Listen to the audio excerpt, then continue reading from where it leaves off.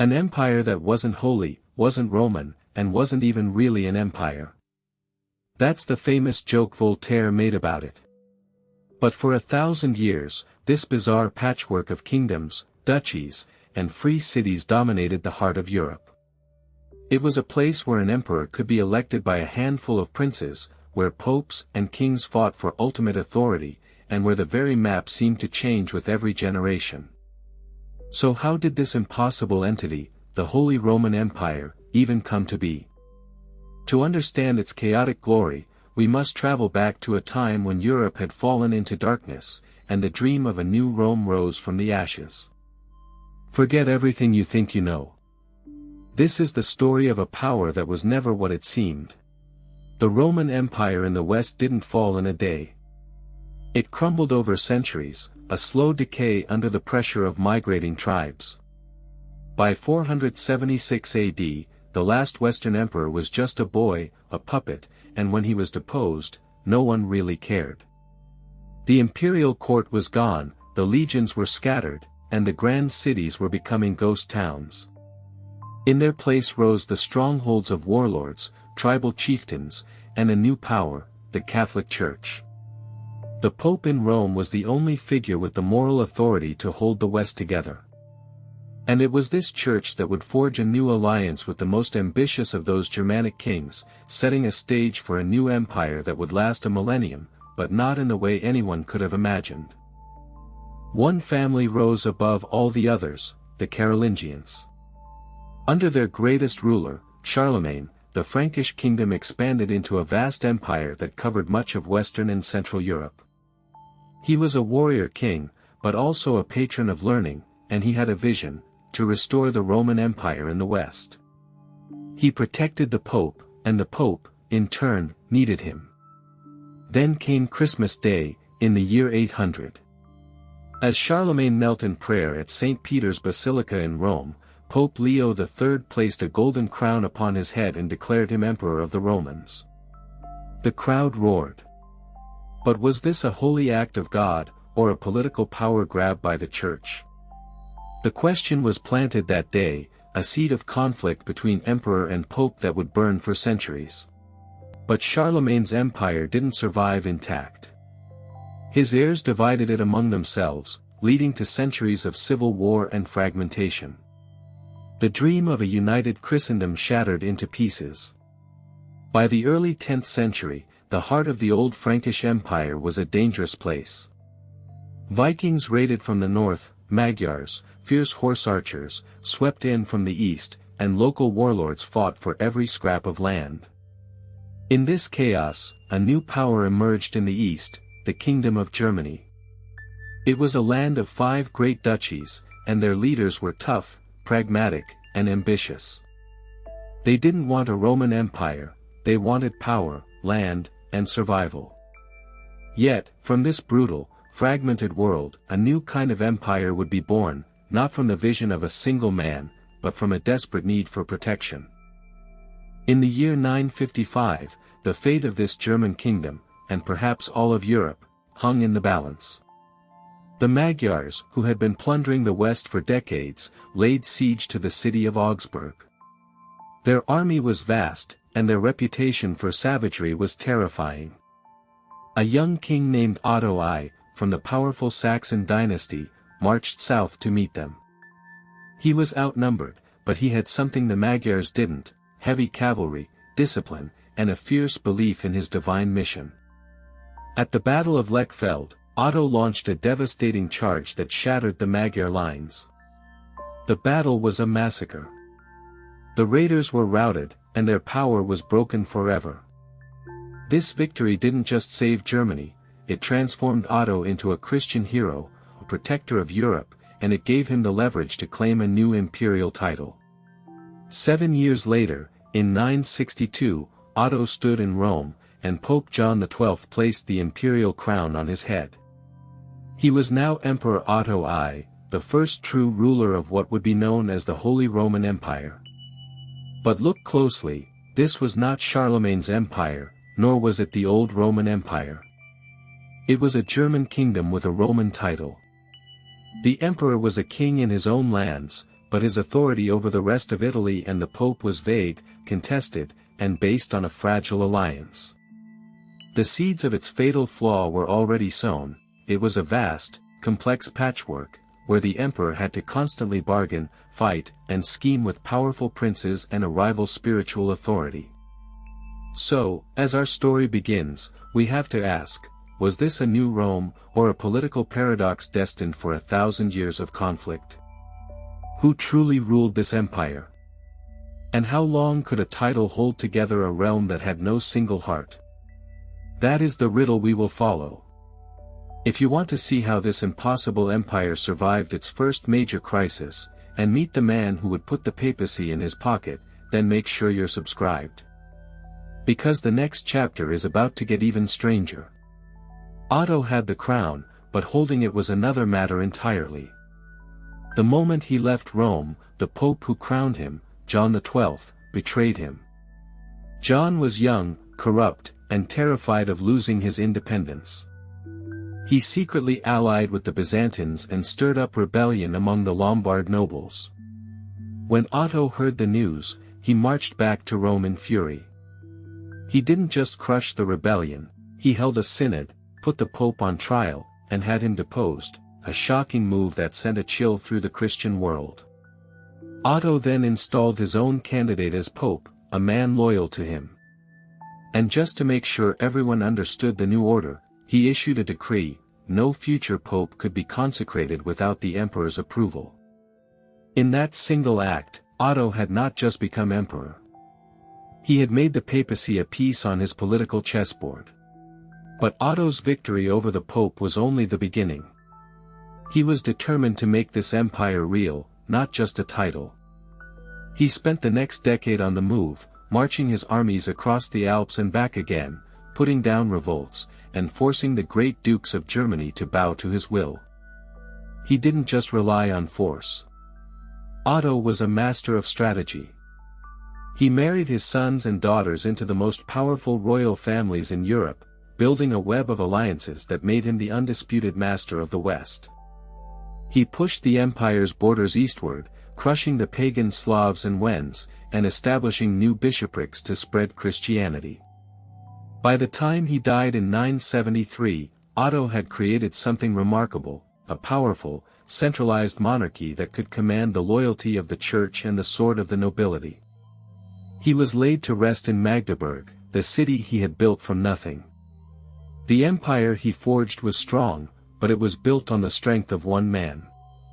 The question was, what would happen when that man was gone? The answer came quickly, and it was brutal. Otto's son, Otto II, was only 18 when he took the throne. He was brave, but reckless. He inherited his father's ambition but not his political cunning. In 982, he marched his army deep into southern Italy, hoping to conquer the Byzantine territories there. It was a disaster. The Byzantines, allied with the Saracens, ambushed his army at Cape Colonna. Otto II barely escaped with his life, swimming to a passing ship while his finest soldiers were slaughtered on the beach. The defeat was a turning point. It showed the world that the empire was not invincible. Worse, it triggered a massive slave revolt on the eastern borders and a Danish invasion in the north. Despite these disasters, Otto II died just a year later, leaving the empire to his 3-year-old son, Otto III. The empire was now in the hands of a child, and the vultures immediately began to circle. The great dukes smelled weakness, and the enemies at the borders smelled blood. Imagine the scene: a 3-year-old emperor sitting on a throne that his grandfather had built with blood and iron. The empire was a powder keg. The strongest man in the realm was Henry the Quarrelsome, the Duke of Bavaria, who immediately kidnapped the boy emperor to use him as a pawn. But Otto III was saved by his mother, the Byzantine princess Theophanu, and his grandmother, Adelaide. For years, these two formidable women ruled the empire in his name.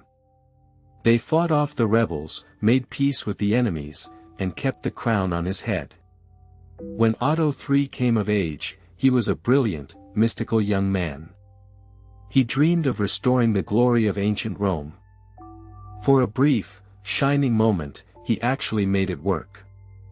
He made Rome his capital, built a grand palace, and surrounded himself with scholars and priests. But his dream was too ambitious, too detached from the reality of the feudal world around him. The Romans revolted, and Otto I was driven out of his own capital. He died of a fever at the age of 21, a broken man with a shattered dream. When Otto III died in 1002, the empire had no clear heir. This was the moment of truth.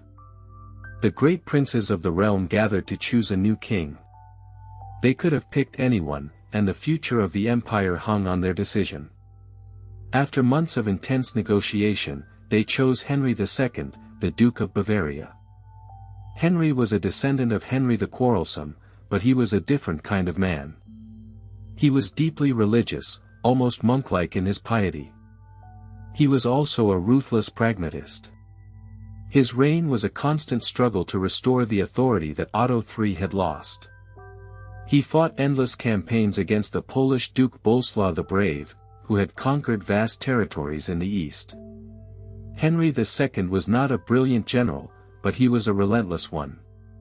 He ground his enemies down with patience and persistence, using the church as a weapon as much as his armies. He was the emperor who rebuilt the empire's foundations, brick by brick. But when he died in 1024, the Salian dynasty took over, and with them came a new kind of emperor, and a new kind of conflict. And so the stage was set for the most dramatic confrontation of the Middle Ages. The Salian dynasty produced a line of emperors who saw themselves as God's representatives on earth, not just in the secular world, but in the spiritual one as well. They believed they had the right to appoint bishops and even popes. This brought them into a head-on collision with a new, radical reform movement within the church. This movement, centered in the monastery of Cluny, demanded that the church be free from any secular control. The emperor was about to discover that his most powerful enemy was not a rival king, but an idea.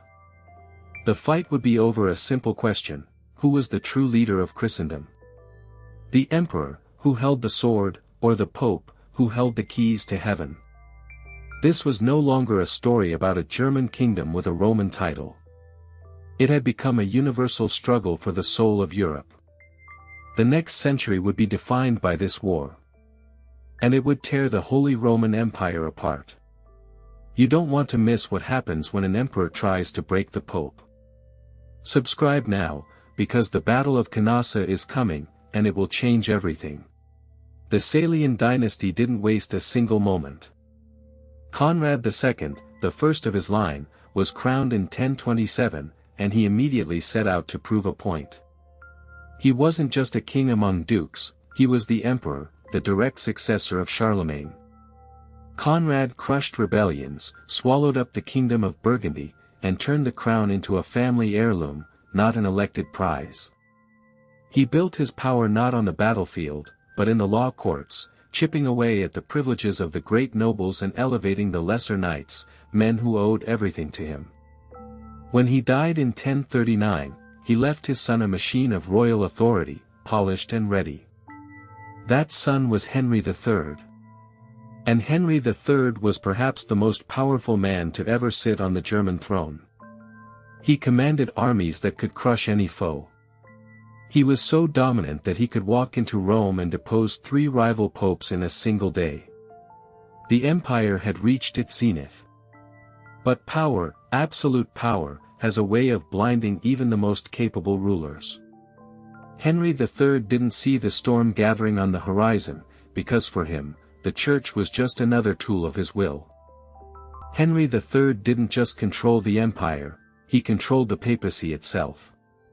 In 1046, he marched to Italy and did something no emperor had ever dared to do so openly.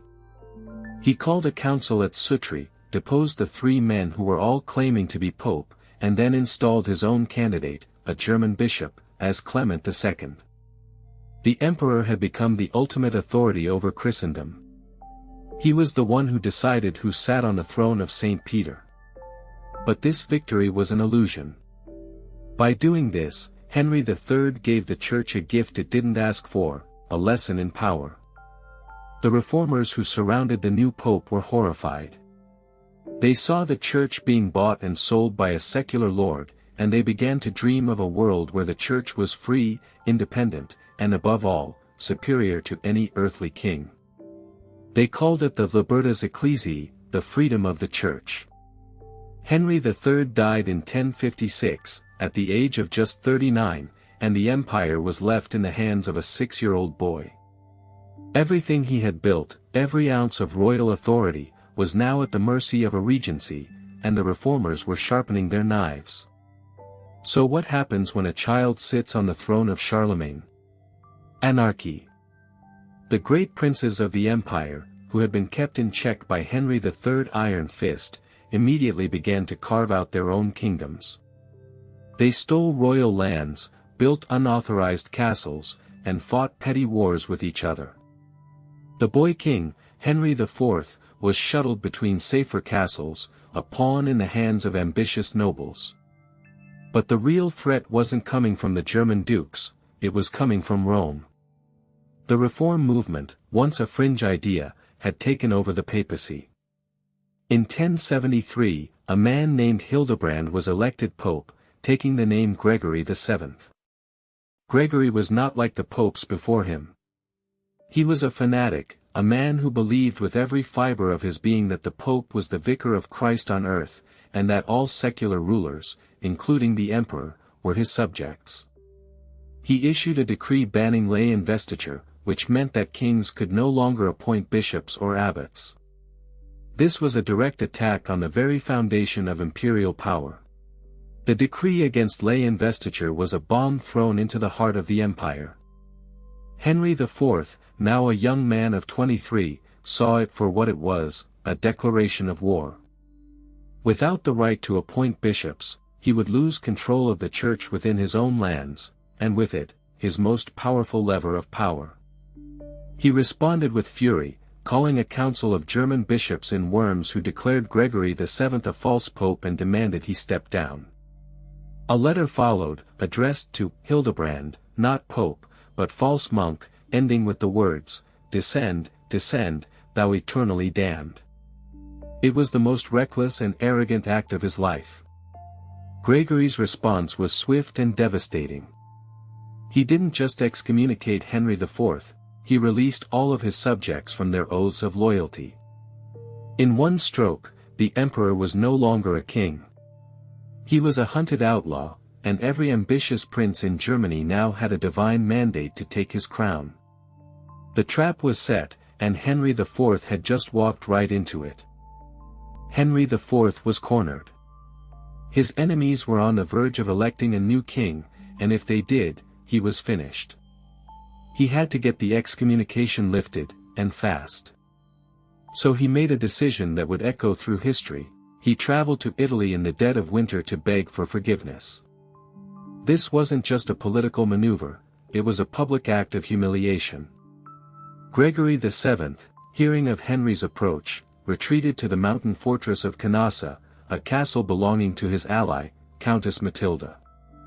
For 3 days, from the 25th to the 27th of January, 1077, the most powerful man in Europe stood outside the castle gates in the snow, dressed as a penitent, barefoot and wearing a hair shirt. He was waiting for the Pope to open the door.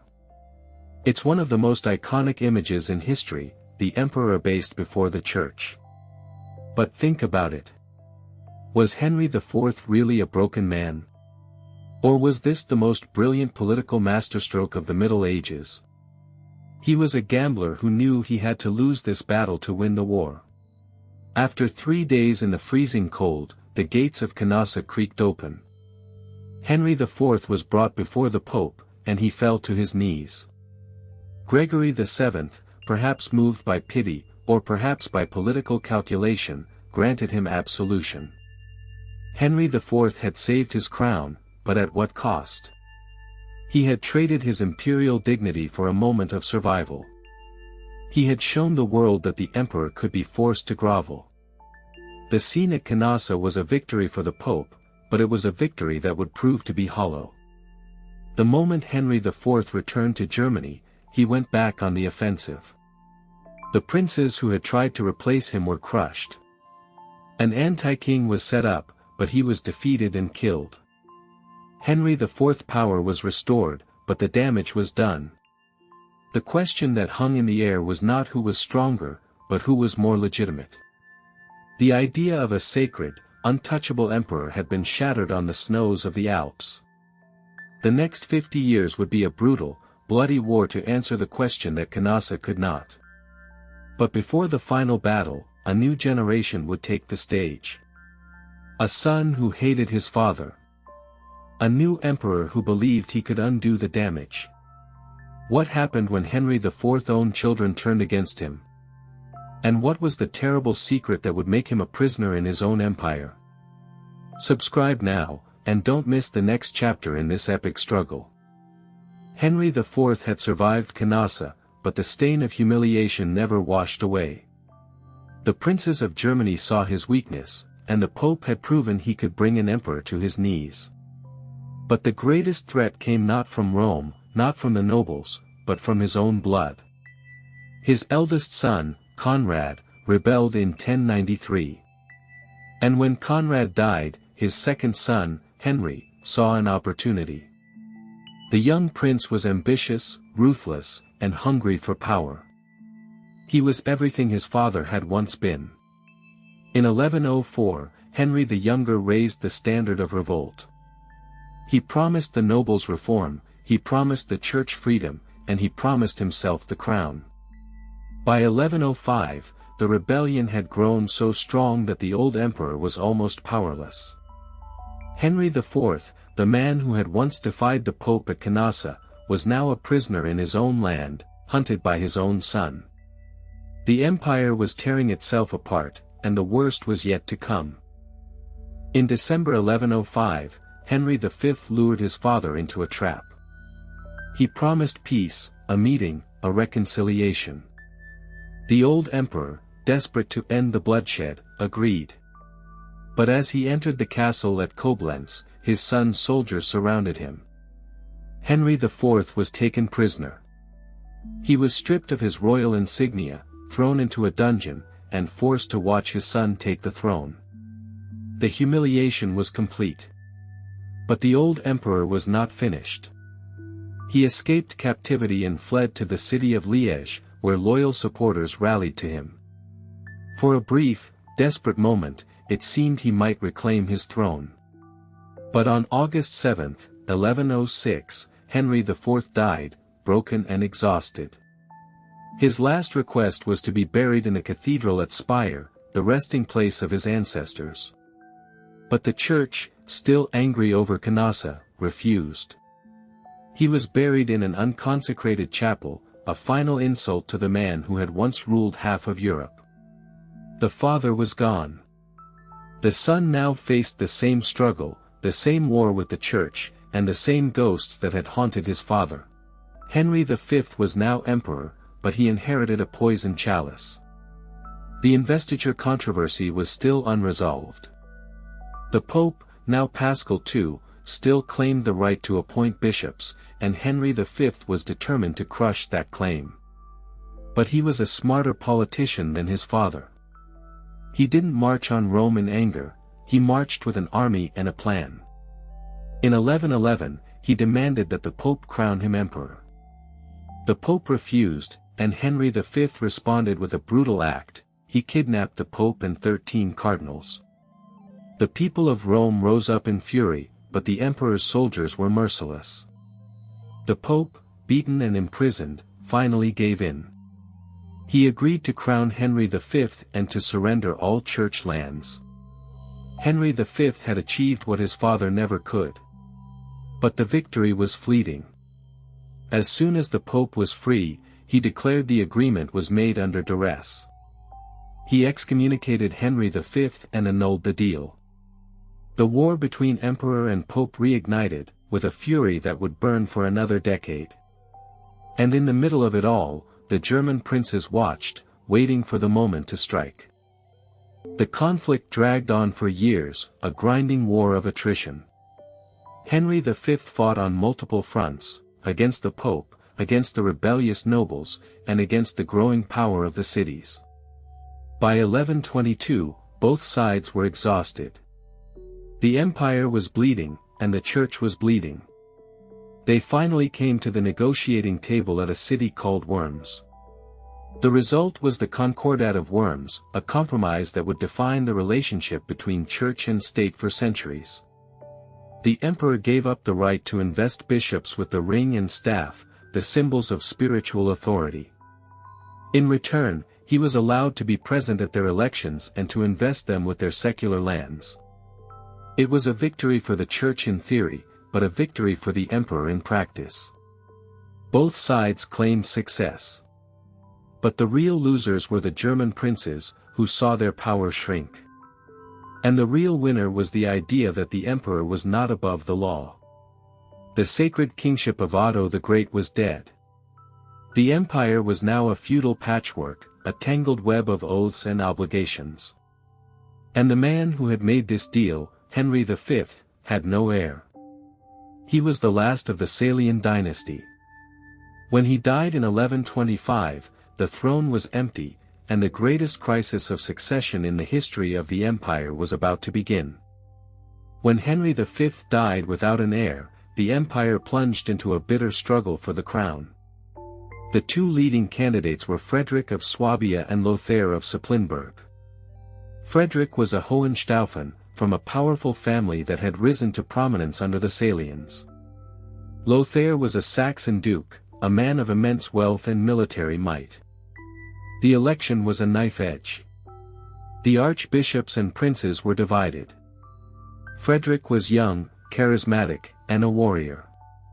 Lothair was older, experienced, and had the backing of the Pope. In 1125, the electors chose Lothair.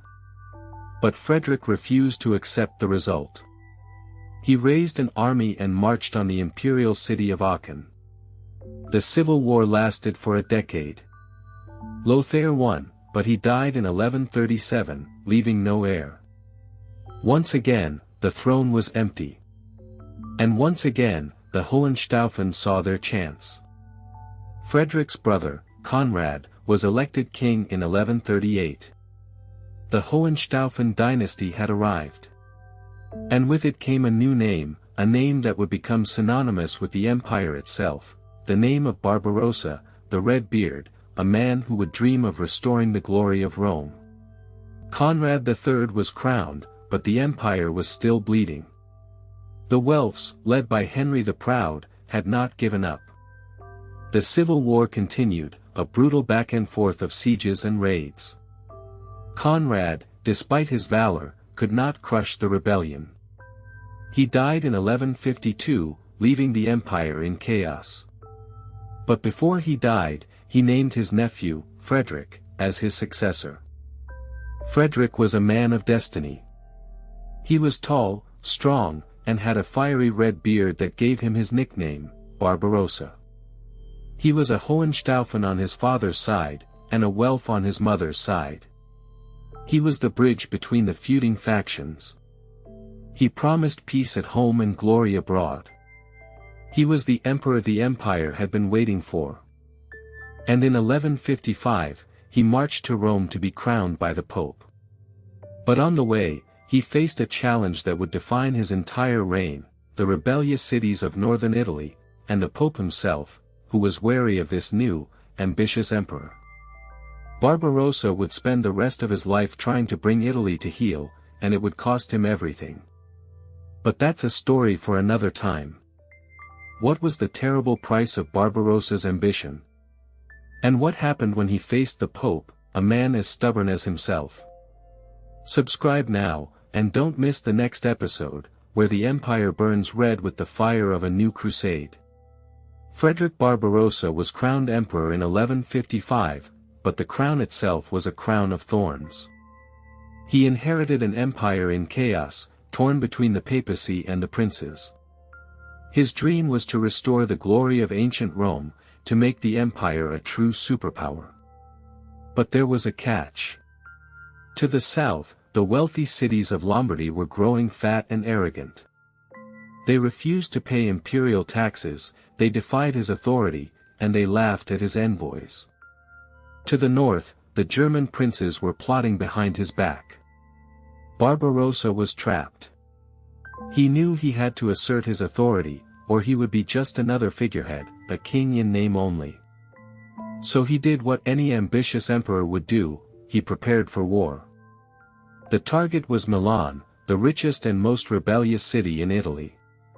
He crossed the Alps with a massive army, determined to crush the rebellion and bring the Lombards to their knees. The siege of Milan was a brutal spectacle. For 2 years, Barbarossa's army surrounded the city, cutting off its food supply. The Milanese fought with desperate courage, but in 1162, their defenses finally crumbled. Barbarossa entered the city as a conqueror. He ordered the city to be razed to the ground, its citizens scattered. It was a terrifying message: defy the emperor, and face annihilation. But he went even further. At the Diet of Roncaglia, he claimed direct control over all of Italy, stripping the cities of their ancient rights. He appointed his own officials, called podestas, to govern them. It was a masterstroke of tyranny, but it was also a grave miscalculation. Barbarossa had underestimated the Italian desire for freedom. He had turned a local rebellion into a national war. The cities, led by Milan's ashes, began to secretly form a new alliance, the Lombard League. And they knew they couldn't fight alone. They needed an ally. They needed the Pope. The man who would answer their call was Pope Alexander III. A brilliant diplomat, Alexander had been exiled from Rome by a rival pope backed by Barbarossa. He was a man with a personal vendetta. The Lombard League and Alexander III formed an unholy alliance, built on a shared hatred of the emperor. Barbarossa, now facing a war on 2 fronts, made the fatal mistake of splitting his army. He marched south to confront the Pope, leaving his forces in the north to deal with the League. In 1176, near the small town of Legnano, the Lombard League's infantry, armed with long pikes and crossbows, met the imperial knights on the battlefield. The knights, confident in their heavy armor, charged headfirst into the enemy lines. It was a slaughter. The League's infantry held their ground, and when the imperial army broke, chaos ensued. Barbarossa himself was thrown from his horse, left for dead on the battlefield. The mighty emperor, the heir of Charlemagne, was defeated by a bunch of rebellious merchants and farmers. The defeat at Legnano broke the spell of imperial invincibility. Barbarossa, humiliated, was forced to change his strategy. He could not win by the sword, so he would have to win by diplomacy. In 1177, he traveled to Venice to meet with Pope Alexander III. It was a scene of spectacular submission. The emperor, the most powerful man in Europe, knelt before the Pope and kissed his feet. He had to abandon his anti-pope and recognize Alexander as the true pontiff. The Treaty of Venice was signed, ending the schism. But the true cost was the loss of imperial authority in Italy. The Lombard League was granted its independence, and Barbarossa was forced to withdraw his armies. He had spent over 20 years trying to subjugate Italy, and he had lost. The dream of a Roman Empire, ruled from a single throne, was dead. But Barbarossa was not a man to dwell on defeat. He turned his gaze eastward, towards the Holy Land, where a new crisis was brewing. The emperor's humiliation in Italy was a bitter pill, but the East offered a chance for redemption. In 1189, Barbarossa answered the call for a new crusade to retake Jerusalem, which had fallen to the legendary Muslim general, Saladin. He led the largest and most disciplined army of the Third Crusade, marching overland through the Byzantine Empire and into the heart of Anatolia. The journey was brutal. The terrain was treacherous, the heat was unbearable, and the Turks harassed them at every turn. But Barbarossa was relentless. He pushed his army forward, refusing to stop. He was an old man now, in his late 60s, but his spirit was unbroken. He was determined to reach the Holy Land and to lead his knights in a final, glorious victory. But fate had a different plan. For this is where his story takes a sudden, shocking turn. A turn that would leave his empire in a state of shock, and his army on the brink of collapse. On June 10, 1190, the army reached the Salef River. The river was fast-flowing and icy cold from the mountain snow. Barbarossa, always leading from the front, decided to cross on horseback. His knights urged him to take a safer route, to use a boat. But he was stubborn. He was the emperor. He would not show weakness, even at his age. He kicked his horse into the water. But the current was too strong. The horse stumbled, and Barbarossa was thrown into the river. His heavy armor dragged him down. By the time his men pulled him from the water, he was dead. The mighty emperor, who had terrorized the Pope and the cities of Italy, had drowned in a small river, 1,000 miles from home. His death was a catastrophe. His army dissolved, the crusade was doomed, and the empire was left in the hands of his son, Henry VI. But was this really an accident? Or was there more to his death? And what would his son, Henry, do with the vast power he inherited? Subscribe now, and don't miss the next episode, where we uncover the secrets of the Hohenstaufen dynasty, and the boy who would become the most powerful ruler in Europe, Frederick II, the Antichrist Emperor. The news hit the Crusader camp like a thunderbolt. The emperor, the iron-willed Barbarossa, was dead. Not on the battlefield, but drowned in a river. The army, which had marched with such confidence, instantly fell apart. German knights wept openly, while others looked at each other in disbelief. How could God allow this to happen? The crusade was doomed before it even reached the Holy Land. The army splintered, with many nobles taking their men and heading home. The dream of conquering Jerusalem died with the emperor in that cold, rushing water. But while the crusade was lost, the empire was not. Waiting in Germany was a man who would prove even more ruthless than his father. A man who would stop at nothing to expand his power. His name was Henry VI. And from the moment he took the crown, he was a man possessed by a single, burning ambition, to turn the Holy Roman Empire into a true world power. He was cold, calculating, and utterly ruthless. While his father had been a warrior, Henry was a strategist. He saw the entire continent as a chessboard. And he was already planning his next move. In 1194, his wife, Constance, gave birth to a son in the town of Jesi, Italy. The boy was named Frederick. But this was no ordinary birth. Henry claimed the boy was destined for greatness.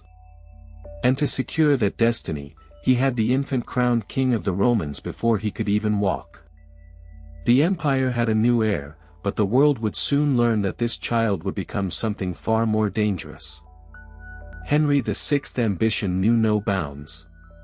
In 1191, on his way to be crowned emperor in Rome, he stopped in Naples. There, he captured the legendary King Richard the Lionheart of England, who was returning from the Third Crusade. This was a shocking act. Richard was a fellow crusader, a king, and a hero to all of Christendom. But Henry didn't care. He saw a golden opportunity. He threw Richard into a dungeon and demanded an enormous ransom of 150,000 marks. It was a sum that could bankrupt England. Richard's mother, Eleanor of Aquitaine, was forced to tax her people into poverty to raise the money. This was a power move that shocked Europe. It showed that Henry VI was not just a ruler, he was a predator. And his eyes were set on a much bigger prize. With Richard's ransom, Henry had the funds to pursue his greatest dream, the conquest of Sicily. The kingdom was a rich, strategic prize, and it was rightfully his through his wife, Constance. In 1194, he marched south and conquered the island with brutal efficiency. But Henry was not a merciful conqueror. He was determined to crush any resistance. He had the Sicilian nobles who opposed him captured and brutally executed. Some were even crowned with red-hot iron crowns before being killed. It was a display of terror that sent a chill through all of Italy. He then declared himself King of Sicily. But this was just the beginning. Henry began planning a massive crusade to conquer the Byzantine Empire and then march on Jerusalem. He was dreaming of an empire that would stretch from the North Sea to the Nile. But his plans were interrupted by a sudden, mysterious illness. In the summer of 1197, Henry VI was struck down by a sudden fever. He was only 32 years old. In a matter of days, the most powerful man in Europe was dead. His death was as sudden and unexpected as his father's. The empire was thrown into chaos. His only heir was his 3-year-old son, Frederick. A child king was a recipe for disaster. The German princes saw their chance to reclaim power. Two rival factions quickly emerged. On one side was Philip of Swabia, Henry's brother. On the other was Otto of Brunswick, a member of the rival Welf family. Both were crowned king of the Romans by their supporters. The empire descended into a bitter civil war. And in the middle of this chaos, the boy Frederick became a pawn. He was just a child, but his name was already a weapon. And he was being watched by a man who would become his greatest rival, Pope Innocent III. So, who was this boy, Frederick? He was raised not in Germany, but in the sun-drenched, cosmopolitan kingdom of Sicily. He grew up in Palermo, a city where Greek, Arab, Jewish, and Latin cultures collided. He learned to speak 6 languages, including Arabic, and was fascinated by science, mathematics, and philosophy. He was no typical medieval king. He was a man of the future, a man of paradoxes. He would go on to shock the world, be excommunicated by the Pope, and be called the Antichrist by his enemies. But for now, he was just a child, a pawn in a game of thrones. The empire was bleeding, the Pope was waiting, and the boy was the key. The question that hangs over this moment is, will he be a tool of others, or will he become the master of his own fate? What happens when a brilliant, skeptical, and dangerous mind takes the throne of Charlemagne? Subscribe now, and hit the bell, because in the next episode, we will follow this boy as he grows into the man who would terrify the papacy and redefine the very idea of an emperor, Frederick II, the Stupor Mundi, the wonder of the world. The empire was bleeding. 2 kings claimed the same crown, and the German lands burned under a brutal civil war. On one side, Philip of Swabia, the Hohenstaufen, a man of sharp wit and military skill. On the other, Otto of Brunswick, the Welf, a brute who believed the throne was his birthright. But while the princes fought over the scraps of power, a boy sat in the sun-drenched palace of Palermo, watching. Frederick was only a child, but his very existence was a threat to both kings.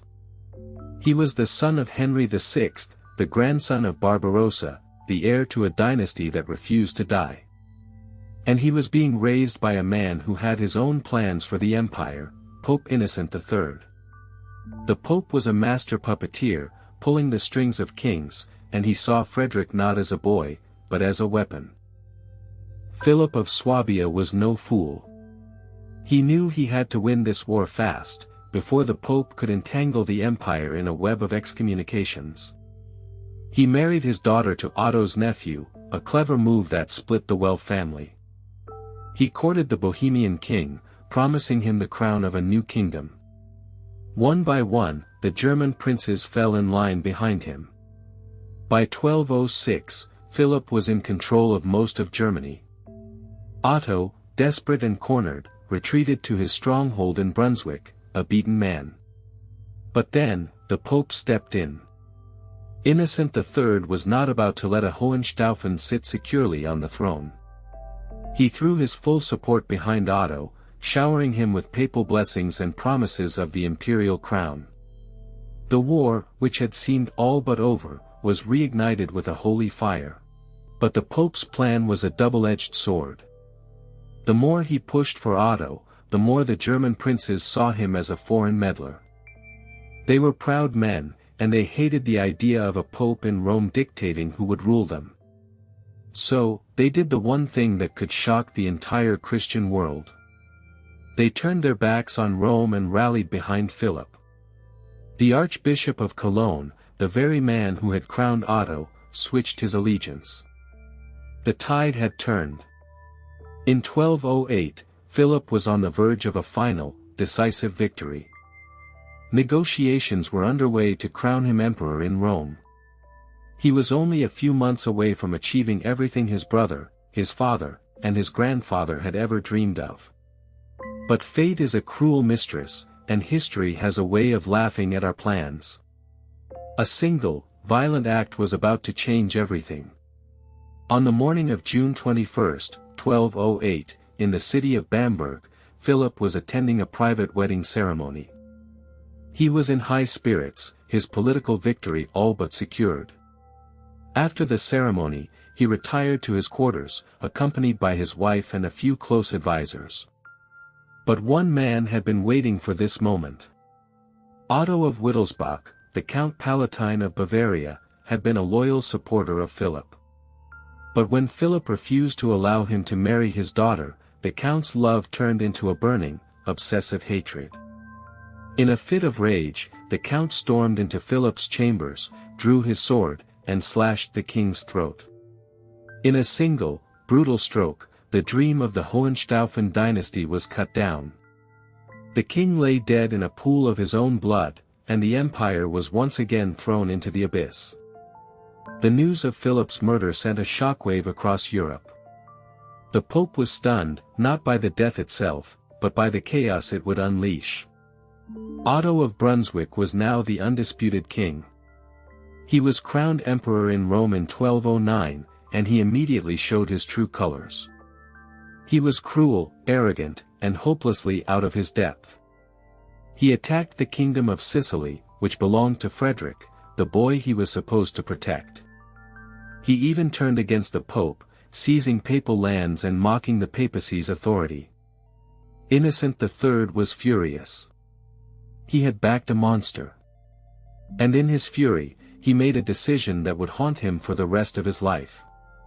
He excommunicated his own puppet, his own creation, and began to look for a new champion. A champion who was young, brilliant, and waiting in the wings. Innocent III had spent years trying to destroy the Hohenstaufen line. Now, he was forced to turn to the last one left. He sent his envoys to Palermo, to the court of the boy he had once tried to keep away from power. Frederick was no longer a child. He was a teenager, sharp-eyed, curious, and already wise beyond his years. He had learned to survive in a world of vipers, and he knew the Pope was not offering him the crown out of love, but out of desperation. The Pope was betting on a boy he thought he could control. But he was making a terrible mistake. He was about to unleash a force of nature he could not possibly understand. The boy from Palermo would not be a puppet. He would become the most dangerous enemy the papacy had ever faced. The question is not if he will take the throne, but what he will do with it. Will he be the savior of the empire, or its destroyer? Subscribe and hit the bell, because in the next episode, we will see this boy defy the Pope, shock the world, and become the Stupor Mundi. What happens when a man of reason sits on the throne of the faithful? That is a story you will not want to miss. Innocent III was furious. He had backed a monster, and now that monster was tearing apart everything he had built. Otto of Brunswick had been crowned emperor in Rome, but instead of ruling, he attacked the kingdom of Sicily, Frederick's birthright. He seized papal lands and mocked the papacy's authority. So the Pope did what he always did when cornered, he excommunicated his own creation and began searching for a new champion. And as his envoys rode south to Palermo, they carried a crown, a promise, and a dangerous gamble. Frederick, the boy he had once tried to crush, was now his only hope. The Pope thought he was saving the Church. In truth, he was handing a loaded weapon to the most brilliant, unpredictable mind of the 13th century. The boy from Sicily was no longer a pawn. He was about to become a king, and the world would never be the same. Frederick was no longer the helpless child the Pope had left to rot in Palermo. He was a young man of 17, sharp-eyed, curious, and educated in the most cosmopolitan court in Europe. He spoke 6 languages, studied mathematics and philosophy, and had learned to survive in a world of vipers. When the Pope's envoys arrived, Frederick saw through their flattery. He knew this was not an offer born of love, but of desperation. The Pope needed a king to fight Otto, and Frederick was the only legitimate Hohenstaufen left. So he played the game. He agreed to everything the Pope asked. He promised to separate Sicily from the empire. He promised to go on crusade. He promised to protect the Church. All lies, of course. But Frederick was already a master of deception. He knew the Pope was betting on a boy he could control. He was about to unleash a force of nature he could not possibly understand. The boy from Palermo would not be a puppet. He would become the most dangerous enemy the papacy had ever faced. In 1212, Frederick made his move. He slipped out of Palermo with a small retinue, disguised as a common traveler, and set sail for the mainland. His journey north was a race against death, because Otto's allies were hunting for him. Every city, every castle, was a potential trap. He crossed the Alps in winter, through snow and freezing winds, a boy of 17 risking everything for a throne that was rightfully his. And when he finally arrived in Germany, the people were stunned. They saw not the weak, distant boy they had been told about, but a young king with fire in his eyes. The German princes, tired of Otto's brutality, rallied to him. In December 1212, Frederick was elected king of the Romans in Frankfurt. But the real prize was the imperial crown. Otto was still alive, still powerful, still desperate. The stage was set for a final confrontation that would decide the fate of the empire. 2 kings, 1 crown, and a pope who was already starting to regret the monster he had unleashed. The battle for the empire came to a head at Bouvines in 1214. Otto, allied with the English King John, faced off against Frederick's ally, King Philip II of France. It was a clash of titans, a battle that would decide the fate of Europe. Frederick himself was not on the field, he was still securing his position in the south. But he watched from a distance as his destiny was decided by the swords of others. The battle was brutal, a chaotic mess of blood and steel. For hours, the outcome hung in the balance. But in the end, Philip of France proved the better general. Otto's forces were shattered, his allies scattered. He fled the field, his imperial dreams in ruins. The victory at Bouvines was a turning point. It didn't just break Otto's power, it broke his spirit. The empire, it seemed, was finally within Frederick's grasp. But the young king knew that the hardest battles were still to come. The Pope, who had helped him, was already growing uneasy. Frederick was no longer a boy to be controlled. He was a king with his own ambitions, and those ambitions would soon clash with the Church itself. With Otto crushed, Frederick was finally the undisputed ruler of the empire. He was crowned Holy Roman Emperor in Rome in 1220, in a ceremony that was both triumphant and deeply troubling. The Pope, Honorius III, watched with growing unease as Frederick made his promises. He swore to go on crusade. He swore to protect the Church. But Frederick had no intention of being bound by oaths he saw as inconvenient.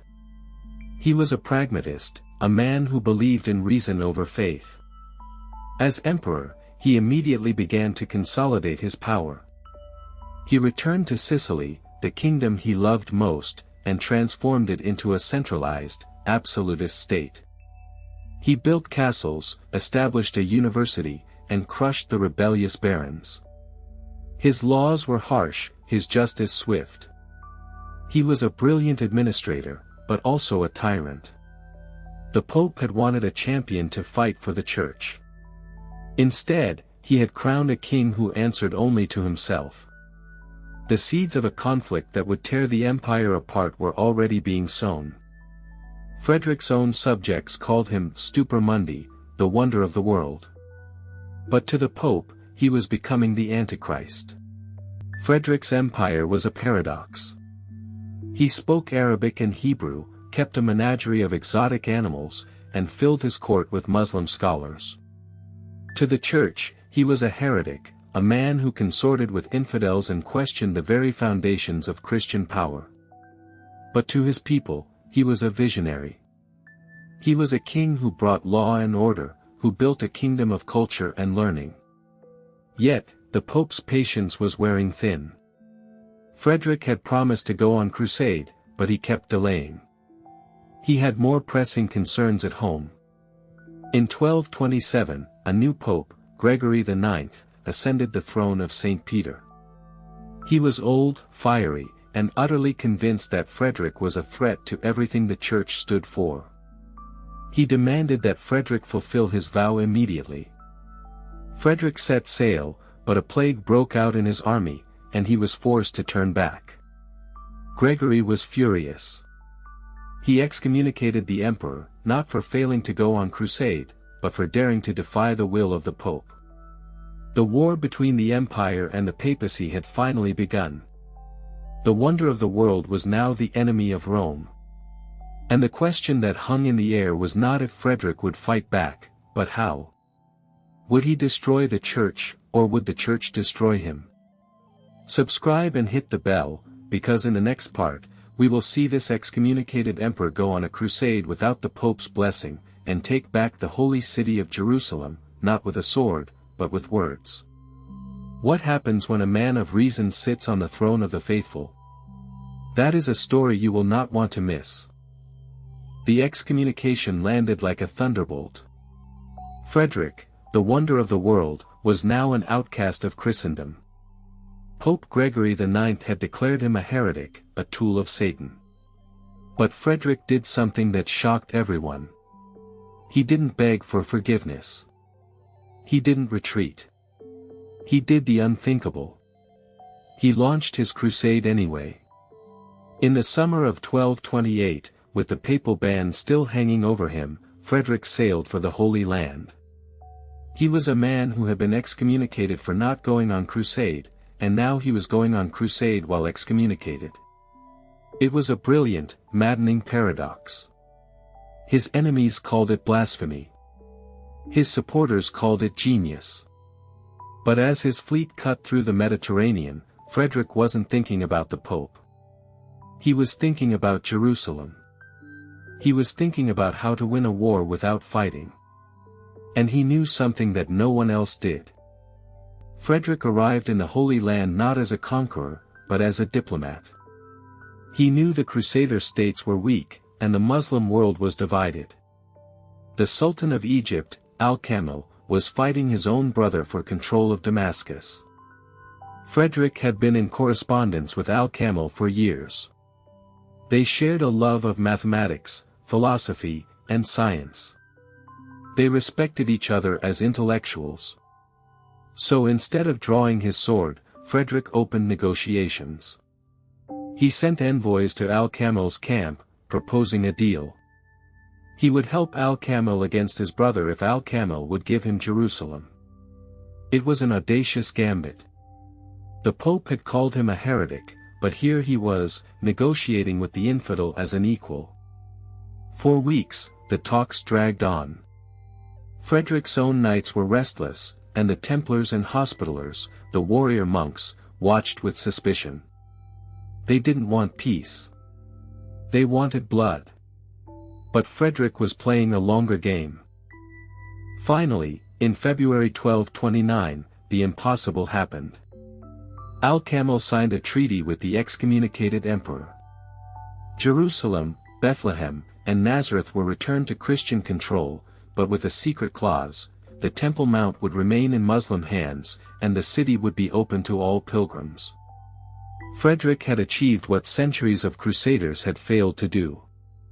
He had won back the Holy City without shedding a single drop of blood. It was a triumph of reason over faith, of diplomacy over war. But when Frederick entered Jerusalem, he did not walk in triumph. He walked in silence. The churches were empty, the streets were quiet. The Pope had placed the city under interdict, so no Christian services could be held. Frederick, the man who had won Jerusalem, was still an outcast. He walked to the Church of the Holy Sepulchre, but he couldn't find a single priest to perform a mass. So he did it himself. He took the crown of Jerusalem and placed it on his own head. It was an act of pure defiance. Word of Frederick's self-coronation spread like wildfire. In Rome, Pope Gregory was livid. He called it an act of sacrilege. He preached a crusade against the emperor, declaring that Frederick had defiled the holy city with his mere presence.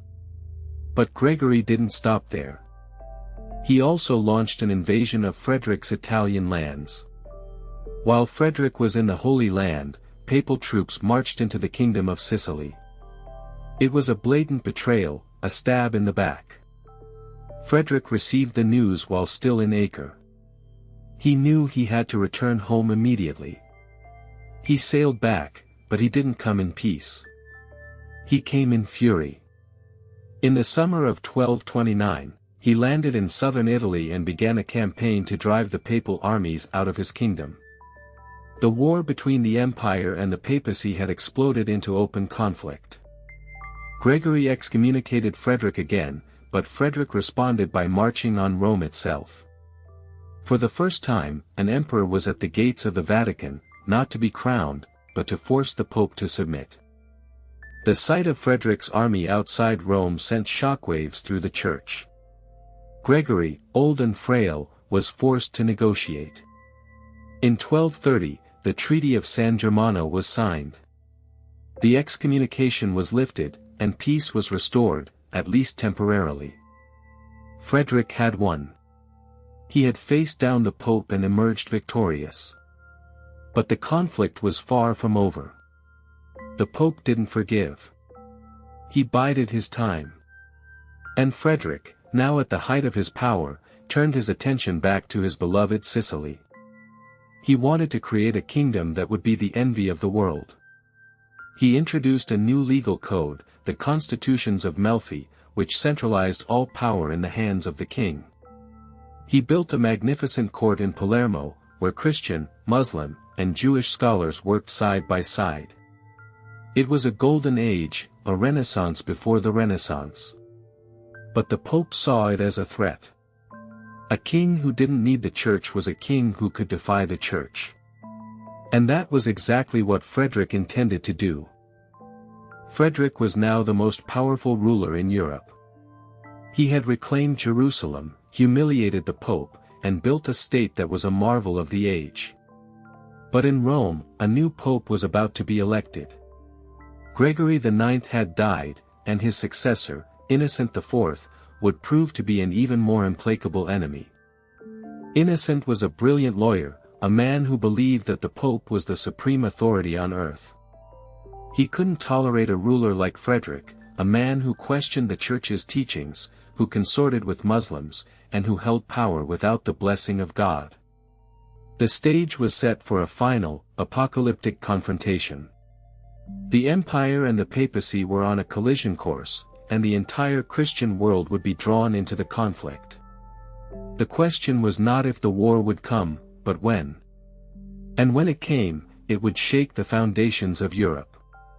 What would happen when the Pope declared a holy war against the emperor, and the emperor answered with a war of his own? Subscribe and hit the bell, because in the next part, we will see this excommunicated emperor go on a crusade without the Pope's blessing, and take back the holy city of Jerusalem, not with a sword, but with words. What happens when a man of reason sits on the throne of the faithful? That is a story you will not want to miss. The Treaty of San Germano bought Frederick a decade of peace, but it was a peace built on a lie. Pope Gregory IX never forgave the emperor who had humiliated him, and from the Vatican, he watched Frederick's every move with growing alarm. In Palermo, Frederick was building something the world had never seen, a state where Muslims, Jews, and Christians worked side by side, where science was valued over superstition, where the king's law was absolute. To Gregory, this wasn't progress. It was blasphemy. A kingdom that didn't bow to the Pope was a kingdom that defied God. And Frederick, with his harem and his falcons and his Arab philosophers, was doing more than defying, he was mocking the very foundation of Christendom. The Pope knew he couldn't win a direct war, so he chose a different weapon, the pulpit. From every church in Europe, priests began to preach against the emperor, calling him the Antichrist, a beast risen from the sea to devour the faithful. But Frederick didn't care. He was building his own kingdom, a kingdom of the mind.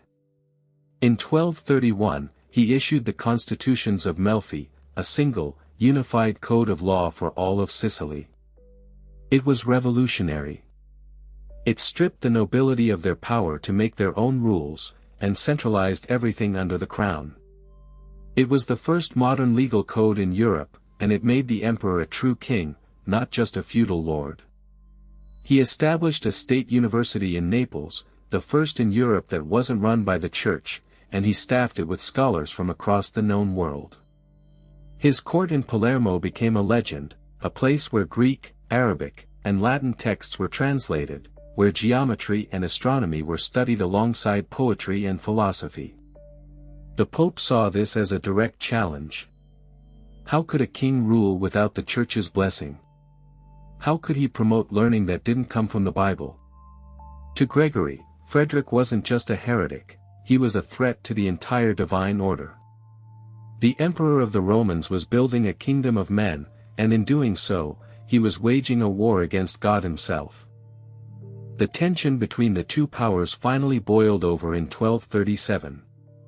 The Lombard League, the cities of northern Italy that had always resisted imperial control, refused to accept Frederick's authority. He marched his army north, crushed them at the Battle of Cortenuova, and celebrated his victory by parading the captured war elephant through Cremona. It was a moment of sheer, unbridled triumph. The Emperor of the Romans had brought the mighty Lombard cities to their knees. But instead of making peace, Frederick made a fatal demand. He insisted on unconditional surrender. The cities, desperate and terrified, turned to the only ally they had left, the Pope. Gregory IX, now an old man consumed by hatred, saw his opportunity. He declared that Frederick was a breaker of oaths, a tyrant, a heretic who must be destroyed. In 1239, he excommunicated Frederick for the second time, and this time, he did more than just issue a decree. He called for a crusade against the emperor, a holy war to strip him of his crown and his kingdom. But Frederick was not a man to be cowed. When he heard of the Pope's crusade, he didn't retreat. He went on the offensive. He marched his army into the Papal States, threatening Rome itself. The Pope, trapped in his own city, was forced to call for a council to settle the dispute. Frederick, seeing a trap, did something audacious. He captured the ships carrying the bishops and cardinals who were sailing to the council, taking them hostage. He now had the entire leadership of the Church in his hands. The Pope was furious, and Frederick, with his usual arrogance, sent him a letter, mocking his impotence. But Gregory was a fighter. He convened a council anyway, in Lyon, in 1241, but it was a disaster. The bishops were divided, the Pope was sick, and just days after the council opened, Gregory IX died, an old man, broken by his hatred, dying with the curse of the emperor on his lips. The Church was in chaos, and Frederick, for a moment, seemed more powerful than ever. He had outlasted his greatest enemy. But in death, Gregory had prepared one final, devastating blow. Gregory IX was replaced by Innocent IV, a man who was, in many ways, even more dangerous. Innocent was a brilliant canon lawyer, a master of political intrigue who believed with every fiber of his being that the Pope was God's representative on earth, above all kings and emperors. He had been a friend of Frederick's, but that friendship turned to bitter hatred when he saw the emperor's true ambitions. Innocent knew he couldn't defeat Frederick in a military battle. So he chose a different weapon, the law. In 1245, he convened the First Council of Lyon, a grand assembly of bishops from across Europe. Frederick, still excommunicated, was not invited. Instead, he was given a single chance to defend himself, and when he refused to appear, the council was asked to pass judgment. Innocent, with a cold and calculated voice, read out the charges: heresy, perjury, breach of peace, and desecration of holy places. The verdict was inevitable. The council declared Frederick II deposed, stripped of his titles, and released all his subjects from their oath of loyalty. The Emperor of the Romans was now, in the eyes of the Church, an outlaw. The decree of deposition was more than a political move, it was a declaration of war. And Frederick, when he heard the news, didn't just reply with words.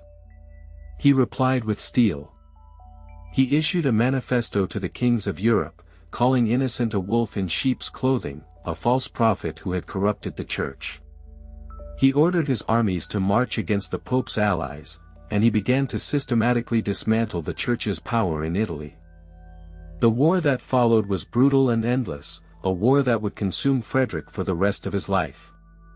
He was a man who had once dreamed of a golden age, a new era of reason and learning, and now he was trapped in a fight for survival against the spiritual might of Rome. The question that hung over Europe was simple: could a man fight the Church and win? Or was Frederick, the Stupor Mundi, the wonder of the world, destined to be destroyed by the very thing he had defied? This is the story that we will continue, but the path he chose next would lead him down a road of no return. His next move would be to strike at the Pope's heart. What do you think happened when the deposed emperor marched on Rome? Subscribe and hit the bell for the next part, where we will see Frederick's final, desperate gamble, and the beginning of the end for the Hohenstaufen dynasty. The decree of deposition wasn't just a piece of parchment, it was a death sentence delivered by the Pope himself. And Frederick, the Stupor Mundi, the man who had dazzled the world with his intellect and his power, now faced the greatest challenge of his life. He answered Innocent IV not with pleas for mercy, but with fire and steel. His armies, led by his loyal son Manfred, swept through the Papal States, crushing any resistance. Bishops who sided with the Pope were driven from their sees, their churches burned. Frederick was determined to prove that he was still the master of Italy, that no Pope, no council, no God in heaven could strip him of his crown. But every victory he won on the battlefield drove the Pope's dagger deeper into his reputation, and the war he'd unleashed would soon consume everything he held dear. Innocent IV, from his secure exile in Lyon, watched Frederick's fury with a cold, calculated smile. He knew he couldn't match the emperor's military might, so he waged a war of words, a war of law, a war of faith. He sent letters to every king in Europe, painting Frederick as the Antichrist, a tyrant who had allied with the Saracens, a heretic who deserved only death. He offered indulgences to anyone who would take up arms against the deposed emperor. The Pope's propaganda was relentless, and slowly, it began to take its toll. Frederick's allies grew nervous. His own nobles in Germany started to question their loyalty. The man who had once been the most powerful ruler in Europe was now being treated like a plague, and the walls of his empire were beginning to crack under the pressure. But Frederick wasn't a man to be defeated by words alone. In a stroke of genius, he decided to challenge the Pope on his own turf. He dispatched his most trusted advisor, the brilliant Pietro della Vigna, to Rome with a stunning proposal. Frederick would step down as emperor, he said, if the Pope would drop the charges of heresy and recognize his legitimate son, Conrad, as his heir, and most importantly, guarantee the safety of the Kingdom of Sicily. It was a gamble, a desperate move, but it showed that even the Stupor Mundi was willing to negotiate with his own fate. Innocent, however, saw it as a trap. He refused, demanding unconditional surrender. The gates of diplomacy slammed shut, and Frederick, humiliated and enraged, knew that there was only one path left, total war, and one of them would have to be destroyed. The war escalated into a brutal struggle for the soul of Italy. Frederick, now fighting on multiple fronts, found his most dangerous enemy not in the Pope, but in his own son-in-law, Ezzelino de Romano. Ezzelino, a man so ruthless he was known as the son of the devil, was Frederick's appointed vicar in northern Italy. He ruled with a reign of terror, burning entire cities that defied the emperor and torturing prisoners for information. His cruelty was so extreme that it turned even Frederick's own allies against him, painting the emperor's cause as a war against humanity itself. Frederick was trapped. He needed Ezzelino's military might to fight the Pope, but his brutality was poisoning the very well of support he needed to survive. But it was the Battle of Parma, in 1248, that proved to be Frederick's undoing. For months, his army had laid siege to the city, the last stronghold of the Pope's supporters in Lombardy. Frederick, confident in his victory, built a lavish camp outside the walls, a temporary city of wood and cloth, complete with gardens, a menagerie, and even a palace. He called it Vittoria. But fate is a cruel mistress. While Frederick was away hunting on the morning of February 18th, the defenders of Parma, aided by crusaders sent by the Pope, launched a sudden, desperate sortie. They caught the imperial camp completely by surprise. The soldiers were slaughtered, the treasury was plundered, and the imperial regalia, the very symbols of Frederick's power, were lost. The wonder of the world was now a fugitive, his dreams of empire shattered in a single, devastating morning. The defeat at Parma was a wound that would never fully heal. Frederick retreated to his beloved Kingdom of Sicily, a broken and bitter man. His health, already failing, took a turn for the worse. He spoke of revenge, of raising a new army, of crushing the Pope once and for all, but his body was betraying him. The war had torn his empire apart, and his enemies were closing in. He was a lion at bay, his roar growing weaker with each passing day. As he lay in his palace at Castel Fiorentino, consumed by fever and dysentery, the great questions remained unanswered. Was he truly the Antichrist, as the Pope claimed? Or was he a visionary, a ruler centuries ahead of his time, brought down by the petty jealousies of a corrupt church? His final days were a storm of despair and defiance, and the legacy he left behind was a kingdom in ruins and a dynasty on the brink of extinction. The man who had once held the world in his hands was about to lose his grip on life itself. What was the final, terrible secret he took to his grave? And what would happen to his son, Manfred, who now stood to inherit a war he could not win? Subscribe and hit the bell, because in the next part, we'll witness the tragic end of the Hohenstaufen dream, and the rise of a new power that would forever change the fate of Italy. The defeat at Parma was a wound that would never fully heal. Frederick retreated to his beloved Kingdom of Sicily, a broken and bitter man. His health, already failing, took a turn for the worse. He spoke of revenge, of raising a new army, of crushing the Pope once and for all, but his body was betraying him. The war had torn his empire apart, and his enemies were closing in. He was a lion at bay, his roar growing weaker with each passing day. As he lay in his palace at Castel Fiorentino, consumed by fever and dysentery, the great questions remained unanswered. Was he truly the Antichrist, as the Pope claimed? Or was he a visionary, a ruler centuries ahead of his time, brought down by the petty jealousies of a corrupt church? His final days were a storm of despair and defiance, and the legacy he left behind was a kingdom in ruins and a dynasty on the brink of extinction. The man who had once held the world in his hands was about to lose his grip on life itself. Whispers filled the halls of Castel Fiorentino. Some said Frederick had been poisoned by his own physician, a man secretly in the pay of the Pope. Others spoke of a curse, a divine punishment for his defiance of the Church. The emperor, however, cared little for these rumors. His mind was consumed by the fate of his sons. Manfred, his brilliant and ambitious illegitimate son, was fighting desperately in Italy against the Pope's forces. Conrad, his legitimate heir, was far away in Germany, a stranger to his own father. Frederick knew that his empire, the magnificent structure he had built, was crumbling. He had tried to forge a new kind of state, one where reason and law reigned supreme over superstition and papal decree. But the forces of the old world, the ones he had challenged, were too strong. They had branded him a heretic, a monster. And now, as death approached, he couldn't help but wonder if he had been a fool to think he could ever win. On December 13, 1250, Frederick II, the wonder of the world, died at Castel Fiorentino. He was only 56 years old. He had requested to be dressed in the robes of a Cistercian monk, a final gesture of defiance, or perhaps a plea for mercy. Some chroniclers wrote that he had made a final confession and received absolution, while others maintained that he died unrepentant, cursing the Pope with his last breath. The news of his death spread like wildfire across Europe.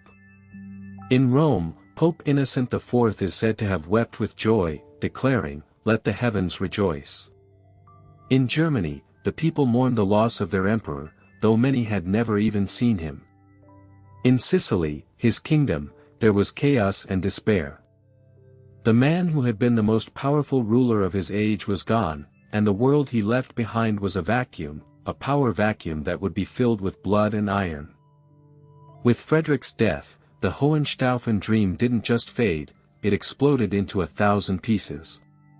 His son Conrad IV, who was in Germany, was the legitimate heir, but he was a distant figure with little power. The real action was in Italy.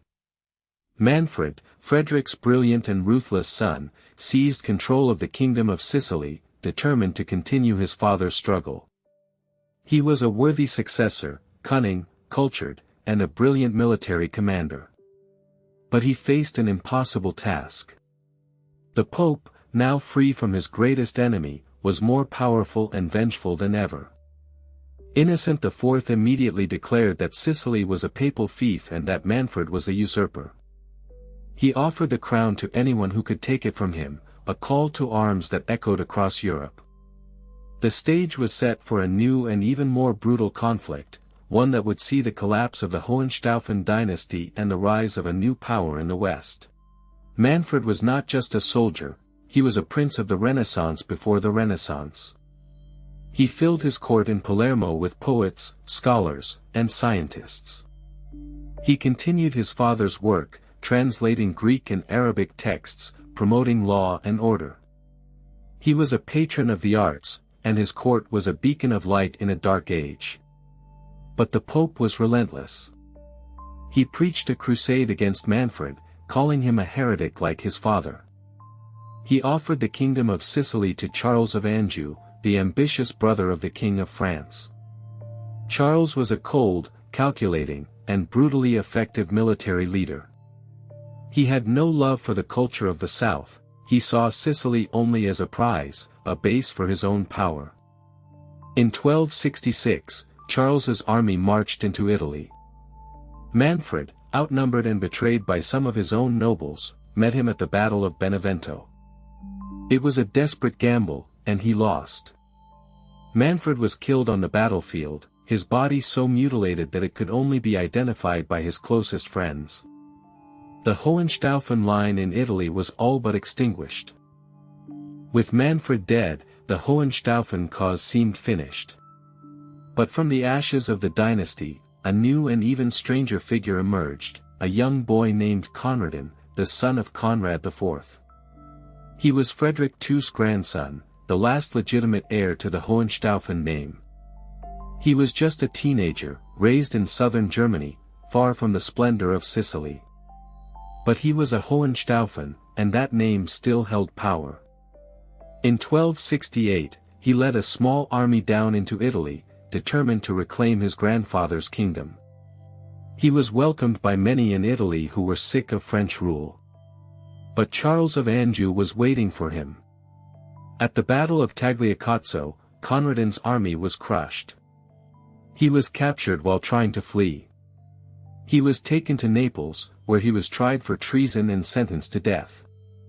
On October 29, 1268, the last male heir of the Hohenstaufen dynasty was beheaded in the public square of Naples. He was just 16 years old. And so, the great dream died. But who was this boy who rode to his death with such courage? And what was the secret that died with him, the final question that would echo through the centuries?